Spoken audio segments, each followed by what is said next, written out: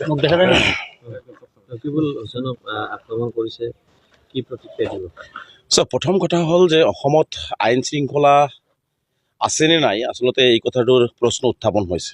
অসমত আইন শৃংখলা যে সমস্যাত পৰিছে এই কথাটো পুনৰবাৰ প্ৰমাণ কৰিলে যে অলপ আগতে ৰাইজৰ দ্বাৰা নিৰ্বাচিত এজন জনপ্ৰতিনিধিক যি ধৰণে বৰ্বৰভাৱে নগাঁৱত আক্ৰমণ কৰা হ'ল আৰু লগতে অসম আৰক্ষীৰ বিষয়াসকলক বা কনষ্টেবলসকলক যি ধৰণে গুৰলাগুৰকৈ পিতা হ'ল, এইটো মই ভাবোঁ যে অসমৰ ইতিহাসত এনেকুৱা ধৰণৰ ঘটনা নজিৰবিহীন আৰু এয়া প্ৰথম ঘটনা।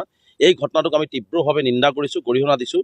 ৰাজনীতি ইমান তললৈ যাব নালাগে। ৰাজনীতিক মানুহে বিভিন্ন ৰাজনৈতিক দল আছে, বিভিন্ন ৰাজনৈতিক দলত নিৰ্বাচন খেলিব, প্ৰতিদ্বন্দ্বিতা কৰিব, ৰাইজৰ মাজত তেওঁলোকে মেল মিটিং কৰিব, তাৰ মাজত সেই সীমাবদ্ধ থাকিব লাগে, ৰাজনৈতিক পথাৰখনৰ মাজত সীমাবদ্ধ থাকে। কিন্তু আক্ৰমণ কৰাৰ দৰে ঘটনা সংঘটিত হ'লে আচলতে গণতন্ত্ৰ যে আচলতে একো নাই, মানে শেষ হৈ গৈছে, এইটো পুনৰবাৰ প্ৰমাণ কৰিলে। গতিকে আমি ৰকিবুল হুছেইন ডাঙৰীয়াক যি আক্ৰমণৰ ঘটনা, এই ঘটনাক আমি সদৌ অসম সংখ্যালঘু ছাত্ৰই তীব্ৰভাৱে নিন্দা কৰিছোঁ, গৰিহণা দিছোঁ। লগতে অসম আৰক্ষীৰ যিসকল জোৱান আছিলে তেওঁলোককো যিধৰণে আক্ৰমণ কৰিছে এই ঘটনাটো আমি তীব্ৰভাৱে নিন্দা কৰিছোঁ, গৰিহণা দিছোঁ।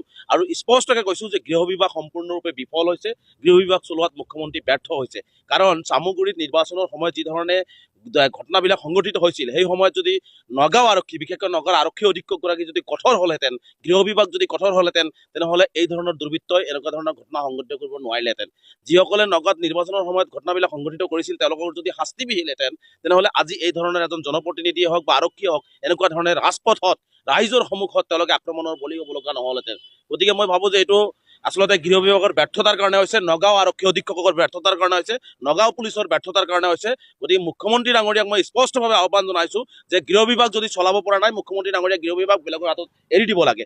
কিন্তু এনেকুৱা ধৰণে যদি এইটো বিহাৰ নহয়, উত্তৰ প্ৰদেশ নহয়, যে আচলতে এইটো বিহাৰ বা উত্তৰ প্ৰদেশ সদৃশ এটা পৰিৱেশ সৃষ্টি কৰিবৰ কাৰণে বিচৰা হৈছে নেকি বুলি আমাৰ এতিয়া সন্দেহ হৈছে যে কোনোবা ৰাজনৈতিক দলে আচলতে এইটো বিহাৰ বা উত্তৰ প্ৰদেশ কৰিব বিচাৰিছে নেকি। গতিকে সাধাৰণ ৰাইজে শান্তি বিচাৰে, সাধাৰণ ৰাইজে শান্তিত থাকিব বিচাৰে, সাধাৰণ ৰাইজে মিলাপ্ৰীতিত থাকিব বিচাৰে। আৰু এনেকুৱা ধৰণৰ আক্ৰমণ কৰি এটা অশান্তময় পৰিৱেশ সৃষ্টি কৰাৰ বিলাকৰ বিৰুদ্ধে যদি গৃহ বিভাগে মানে ব্যৱস্থা নলয়, তেনেহ'লে কিন্তু অহা দিনবিলাকত কিন্তু আৰু মানে বেয়া দিশ আমি দেখিবলৈ পাম। গতিকে সেইকাৰণে মই পুনৰবাৰ অসমৰ মুখ্যমন্ত্ৰী ডাঙৰীয়াক আৰু DGP মহোদয়ক আহ্বান জনাইছোঁ যে মুখ্যমন্ত্ৰী ডাঙৰীয়াই গৃহ বিভাগৰ দায়িত্বটো যদি চম্ভালিব নোৱাৰে এৰি দিয়ক, আৰু DGP মহোদয়ক যিসকলে এই কাণ্ড সংঘটিত কৰিছে তেওঁলোকৰ বিৰুদ্ধে কঠোৰৰ পৰা কঠোৰতম ব্যৱস্থা গ্ৰহণ কৰক।